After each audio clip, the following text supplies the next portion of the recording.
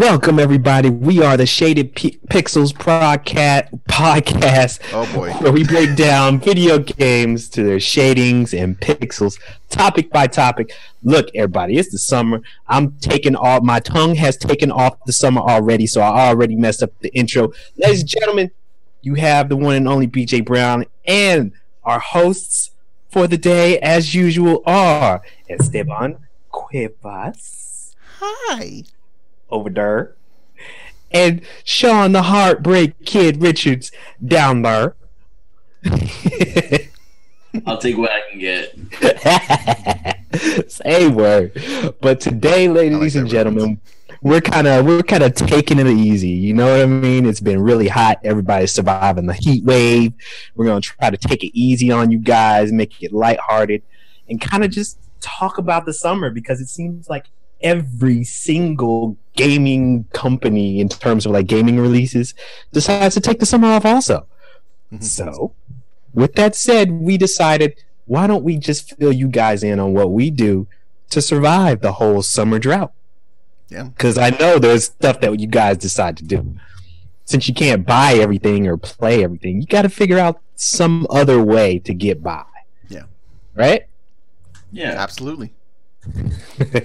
We should point out that it's not like game releases stop entirely, but you're not going to get anything on the level of a Call of Duty major releases or a Mass Effect or anything like that. You know, what you're going to get is a collection of old Mega Man games, right? Which is not bad, but that's just not major. Right.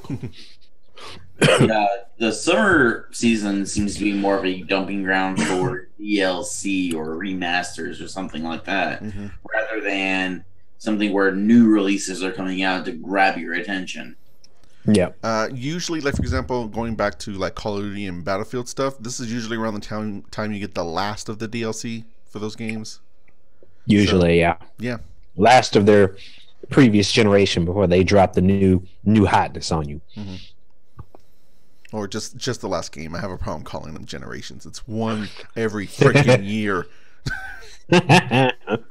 No, not Battlefield. Battlefield doesn't quite do it every year. It's almost like every other year. Yeah, they do it every other year. Give them a little bit of credit. A smidge. Just a little bit of credit. So, who would like to start off? Who'd like to kind of fill people in on, you know, the summer drought and what you guys do to Mr. get Brown, I would like to begin, Mr. Brown. Word. You, sir, over there. Okay. Go ahead. Okay, thank you, Mr. Brown. Thank you. During the summer, it used to not be really much of a problem because it was always a time when I used to go, like when I was a kid, to the arcades a lot. So it was just like, okay, I get to spend time with all these games that I used to want to enjoy. But that was 20 years ago. So so now what I intend to do is I catch up on my backlog. And specifically, more recently, what I've been doing is, and this is what I'm going to be doing for this year as well, is I jumped into RPGs rather late in the game. Like the first RPG I played was Final Fantasy VII, really, and then that was back in 2001, so I didn't even play it when it was new. Yeah. So there's a lot of RPGs from back in the day that I missed out on. Yeah, oh yeah. Now, so and some of them I've already gone back and played at different times and everything, but I've now made it kind of like a point to take time when there's usually droughts to go through that. So like, in the past, I've gone through Earthbound. I've gone through Final Fantasy VII again, because when I first tried to, I got a corrupted save file. That's another story. But no, it was bad. It was when I parachuted into Midgar. It was like right at the end of the game. So, but I went back and I finished that. And what I'm going to be playing this year is actually a little more of a lesser known one. Phantasy Star 3. Generations of Doom, which was on the Sega Genesis. Generations of Doom. Yeah. And I had that game again because I recently got the Sega Genesis Classics collection on the PlayStation 4, and it's on there. So I'm going to be playing through that for this summer. And that's how I'm going to handle it. And there's other RPGs on there, so if I finish it early, I might pick up one of the other ones. And haven't you been live streaming those on your own channel? Not the playthrough. Yesterday I did do a live stream of the Sega Genesis Classics, just the collection as a whole. But I just picked random games and just played them a little bit and went like, look at these, they're fun. Like Golden Axe 2 and Toe Jam and Earl. And, just like a shameless plug right there, just kind of. Yeah. Now I'm running with it. I'm running with it.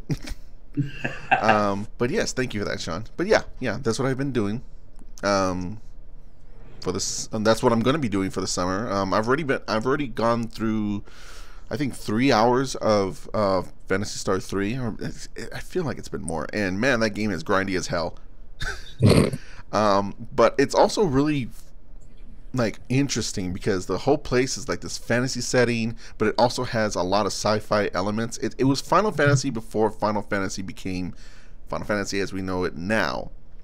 Back in the day, Final Fantasy was very much a fantasy setting, whereas now it's much more sci-fi.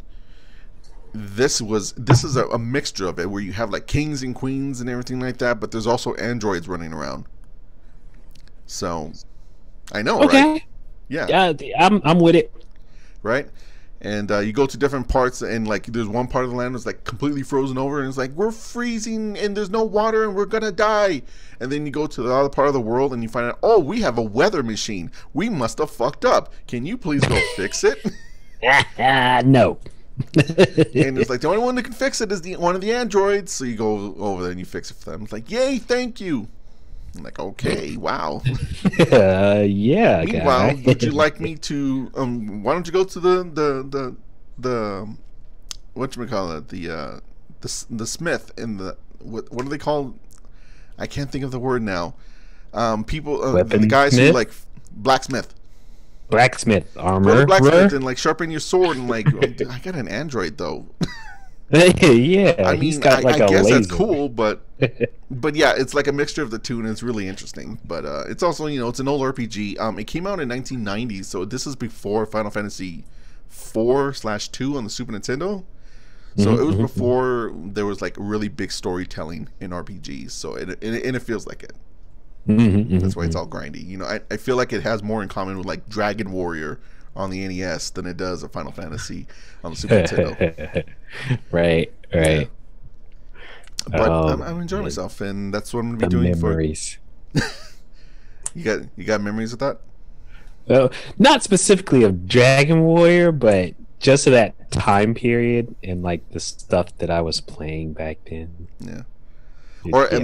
It's also known as Dragon Quest for those in Japan, and for people who know the series now, I believe they call it Quest now here. Yeah, they call it Dragon Quest, I believe. Yeah. So yeah, my long-winded answer is I play old RPGs. It's a good time to do it. Yeah. How about you, Sean? What do you do? So just so you know, ladies and gentlemen, I'm the type of person that will, if I hear a song that I really like, I will play that song forever until I'm sick and tired of it. You're one of those guys. Okay. Those guys, yeah. Okay. I will run something into the ground until it's buried 6 feet deep. Gotcha. Jesus, I'm sorry. But that's the way I am with video games too. Like I will play, if I have a game that I really liked, I will go back and I will play through it. Last week I found, I still have Civ 5 on my computer. Well, haven't really played that in a while. Maybe I'll play just see if it works or not, and ended up spending the entire day playing a couple of games. That's something that would be more along the lines of what I would do. And I do have a backlog, mostly of games that I have gotten like halfway through and then just put down. Yeah. Some of them are RPGs. Fallout 4 comes to mind.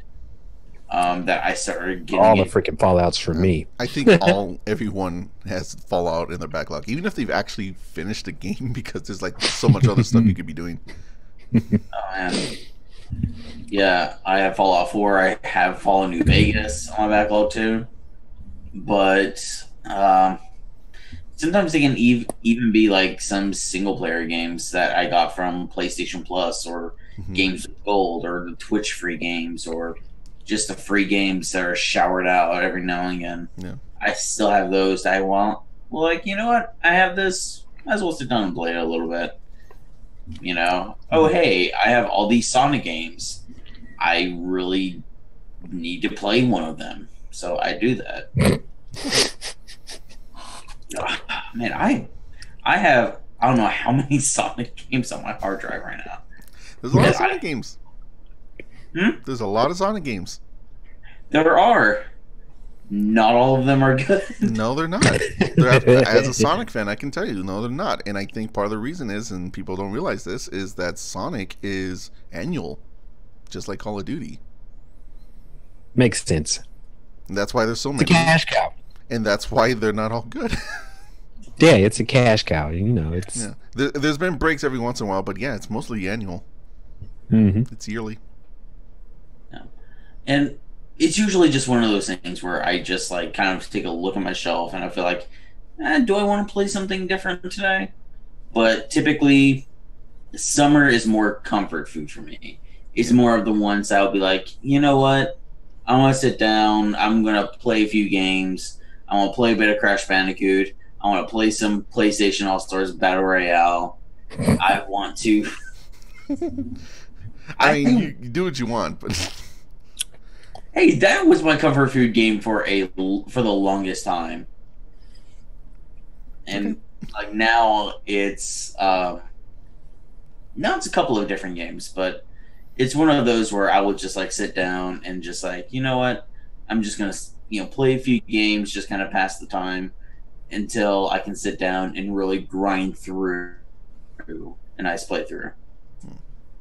Right. Yeah. What about you, BJ?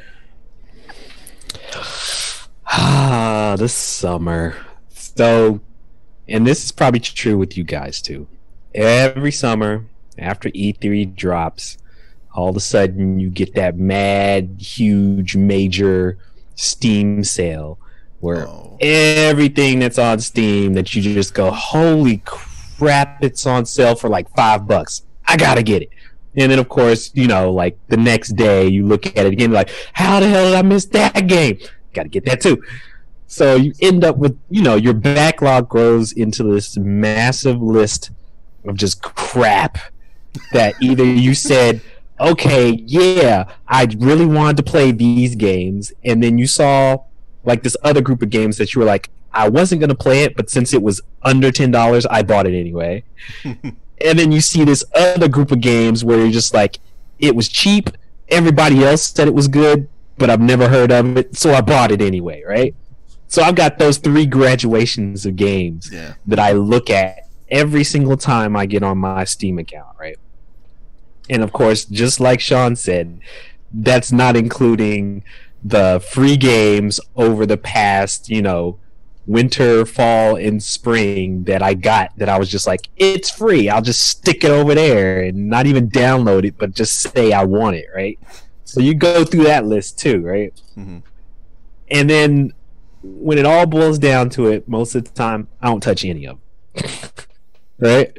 What I end up doing half the time during the summer, and kind of like Shawn, I go to my comfort food games, and that changes every 5 years for me. But as of late, my comfort food game has either been a shooter on a console or it's been MechWarrior Online on my computer. Because I'll go in there, I'll do like 2 matches or something on that in like 15 minutes and be done. But what I typically do when I actually have the time to do it is, and I don't know why, but I typically try to play something that reminds me of like a blockbuster action movie. I get into movie mode in the summer. Something actiony, something that's not like drama like, or, I have to make a whole lot of touchy-feely decisions or whatever. Just something that I'm like, Michael Bay, blow everything up, but has a story that's simple to follow. You know, something like an Uncharted, or maybe a Tomb Raider, or well, I know This Is Us doesn't quite qualify as that, but I remember one summer that was the game that I played until I got to that damn moment when the damn clickers or whatever the hell those little mushroom head things were just kept getting on my damn nerves and I couldn't get past it. Let me breathe. Sorry. Or I remember. Oh man, I remember one summer I was in that mode where I wanted to play those games that were kind of like Heavy Rain, right? Where they're, you know, they were movie-ish because they were very cinematic, but they weren't, you know, they weren't necessarily actiony or whatever, right? Now, mind you, I've never played Heavy Rain. This is another one of those free damn games that I have that just sits in my backlog someplace, right? But at that time, I remember I can't remember what year it was, but I got the one that has Ellen Page in it. What is it called? Beyond Two Souls. Beyond Two Souls. I instantly regretted it after playing that for like a day or two, but still, that was like one of those games where I just plopped down and played through as much of it as I could stomach. Yeah. You know? And David Cage is an interesting individual, and his games are... yeah, it's very something interesting. Else. I've actually never played any of his games except for Indigo Prophecy, or Fahrenheit as it's called in Europe, and the remaster is also called that. And me and my friends played through that in one night, and it was really impressive for the time. Going back to it, it's not so much. Doesn't hold up. But at the same time, it also feels like it's the most grounded of David Cage's ideas. So I feel like even though it doesn't hold up, it still holds up more than maybe his other games. Now, again, I haven't played all the other ones. I did play a demo of Beyond Two Souls, and through that demo, I was like, yeah, I'm not going to do this. But a lot of people say that Heavy Rain is his best game. And I have it on PS4. I keep hearing that too. Yeah. I have it on PS4 now because it was just released as a free download. So maybe I should give it a shot. But one of these days I'm going to. I'm really not ready for it. But I appreciate the ambition that he goes for, but I don't know if he understands what makes a game a game. Well, I don't even think it's that. I get his concepts because, you know, at times the whole cinematic thing where you really want a story where you feel like you are that character and you're making that character's decisions, but it's not all, you know, shoot this, get the power up and get the gun kind of deal. You know what I mean? You actually have some kind of emotion, some kind of where the actors are actually acting, that kind of thing going on in the game. And I get that. But yeah, to your point, it's like you gotta figure out a way to mesh either the decision making or some part of the action into the experience so that it's more than you just clicking on an area on the screen and saying, oh, go over here, and then all of a sudden the character just does stuff when they go over there. You know what I mean? You're not again, I appreciate the ambition. What he's trying to do is difficult. And not a lot of people are trying to do that, but at the same time, it's like there's a reason a lot of people are trying to do it. Yeah, there's a reason. The way I always see David Cage, I think one critic that I follow said it best is David Cage has one trick up his sleeve, and that trick is just a giant hammer that says melodrama. And he tries to just try to crowbar that into a video game or crowbar a video game into that, and it doesn't exactly mesh all that well. Like Heavy Rain might be the best one he's done to implement that, but frankly, it's just one big. There's an idea with a huge heaping of melodrama into it, and then let's put some game mechanics in here. Because if you were to ask me the best, I don't know what else you would call it, but a David Cage-like game, it's Until Dawn. Sure. And that wasn't even made by him. It was made by Sony owned studio. So yeah, I can't remember their name right now, but yeah, I didn't play that either, but that was because it was scary. And I'm a big chicken, so yeah, I didn't mess with that either.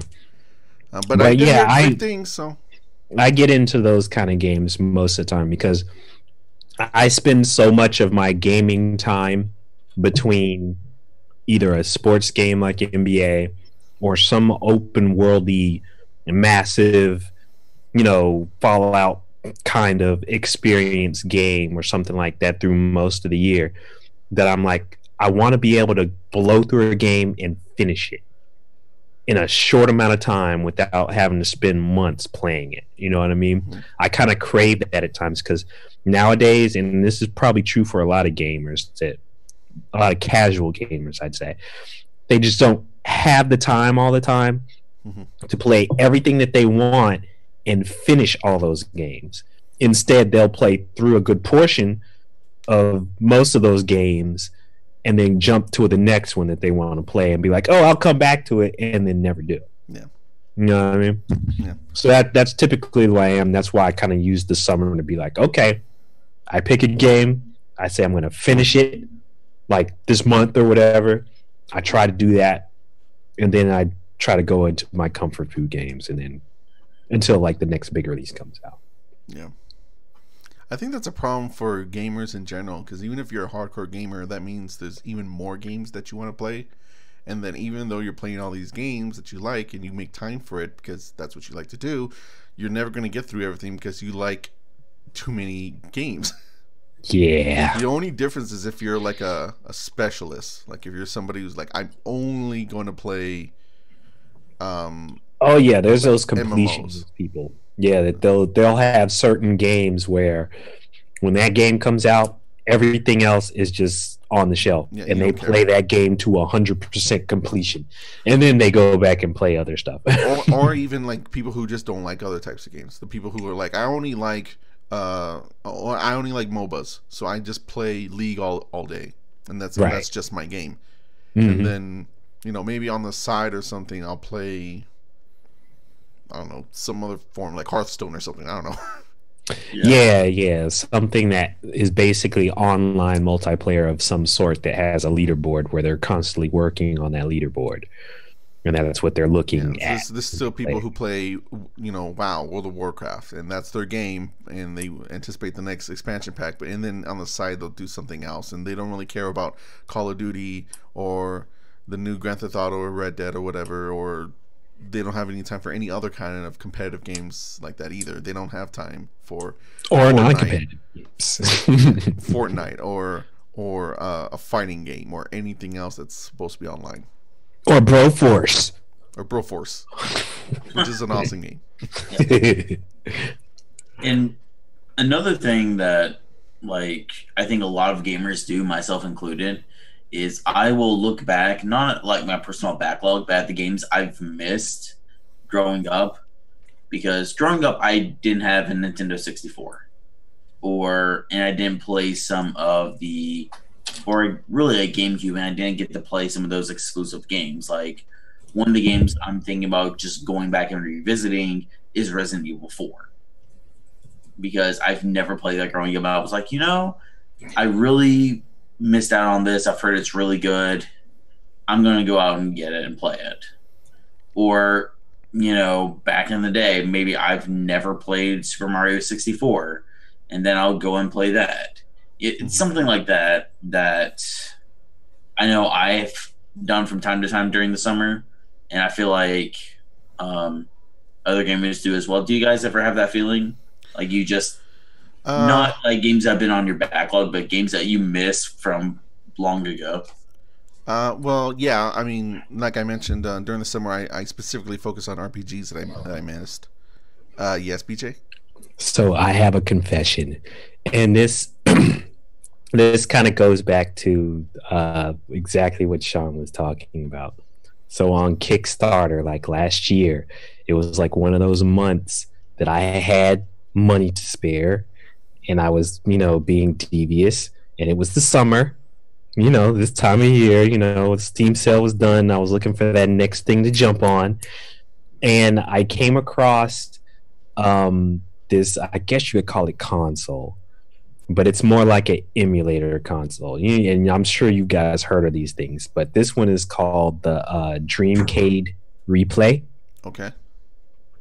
And it's basically, it's basically just a well put together emulator where they basically have put emulators for just about every console on there. And they have their own, I guess you'd say, website or area where you can go in and not only pull more emulators, but pull down ROMs as well. So it's just very, it's no different than most of the other emulators that are on the market, except for it's a lot more user friendly and has like good UI. Yeah, it's convenient. So right, it's really convenient. It's tied to the internet. You can play. It's just very, very convenient, right? Yeah. So I bought that last year, and of course, with Kickstarter things, it takes a while or whatever. So this thing is set to not drop, but arrive at my front door tomorrow. So exactly what Shawn was talking about. Yeah, exactly what Shawn was talking about is what's going to be the rest of my summer. I'm going to be just blasting through old arcades, old consoles, remembering games that I want and remembering games that I never got a chance to play, and just pulling them all down. Pulling. Nice. Yeah. So yeah, I'm kind of stoked right now, just a little bit. In terms of like old games I need to go back to, I end up doing that throughout the year, just because there'll be times when I can't buy new games. I just don't have the money, so I guess I'll just play something that I've missed. It's usually what I do throughout the year. The only difference is actually, BJ, what you were talking about before with the sales and everything like that. Mm-hmm. I don't do that during the summer. I usually don't have a lot of extra money during the summer because it's hot as hell where I am, and I usually use that extra money to go towards the electric bill. Yeah, I can see that. But during the winter, during Christmas, and everyone gifts you things, and everyone gives you money because they don't know what you like. That money they just decide not to give me anything nowadays. Usually they just give you money, and then I use that money during the winter sale. The winter sale is when I'm like, oh God, give me everything. That's only $1.50. Give me it. I don't care. Yeah. I feel you. Yeah. So that's I guess that's the summer. Yeah. That's my summer, man. And like I said, that Dreamcade replay is gonna be my summer. I what's odd about it is I think the first thing I'm gonna try to go to try to pull down isn't even gonna be console games. I'm basically gonna try to see how many actual arcade ROMs that I can pull down, because there's something, back then the arcade version of certain titles was just always better than whatever was on the console. So there's a bunch of them that roll around in my head that I'm like, okay, I'm just gonna be pulling down bunches of arcade ROMs and stuff like that for me to go through. So yeah. Is that an episode then? That's an episode for me. Yeah, it's only half an hour, but hey, that's all we need. That sometimes that's all you need, right, people? Right? Yeah. Right? Y'all feel me? Feel me? I think they do. So at the very least, we should let people know, aside from what we just told them, what we're doing this summer, what we're doing in the near future, that they might be able to participate in, comment on, see, share, or be a part of, or just all around ignore. Who knows? So Esteban, you start us off. Let's let the people know what's going to be going down. Okay, you can follow me on Twitter and almost every social media site at Hey Colorwin. On my YouTube channel, where I post a whole bunch of Let's Play videos, I just put up 2 VODs of my recent streams. The previously mentioned Sega Genesis Classics stream is up, as well as the Street Fighter V stream that I did last week, checking out the survival stuff. Yeah, that loot box stuff was dumb. They can't even do it right. You know how come they can't even Surprise. do it right? You know why they can't even do it right? You can't even buy it with real money. There's no That reason to put dumb. that in there. It's nice, but the thing is, though, is that it gives you stuff that you don't need. It doesn't make any sense. Why would you even put this in there? It gives you stuff that was actually already in the game, and they just give it to you already. It's just like you could double down on it now. That doesn't make any sense. That's true. That doesn't make any sense. But yeah, so that's up. My Alice Madness Returns playthrough is still going through. Still going up on my YouTube channel as well. That's Mondays and Thursdays. Check it out. It goes up at noon Pacific Standard Time or Daylight Time. And I stream on twitch.tv/HeyColorWind.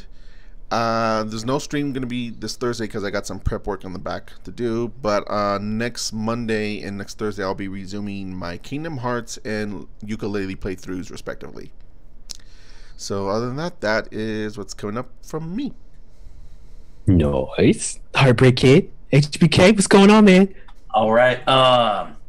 With me, I'm just working on a few things on the back end, working on some Let's Plays as well as some myself with my friends and everything.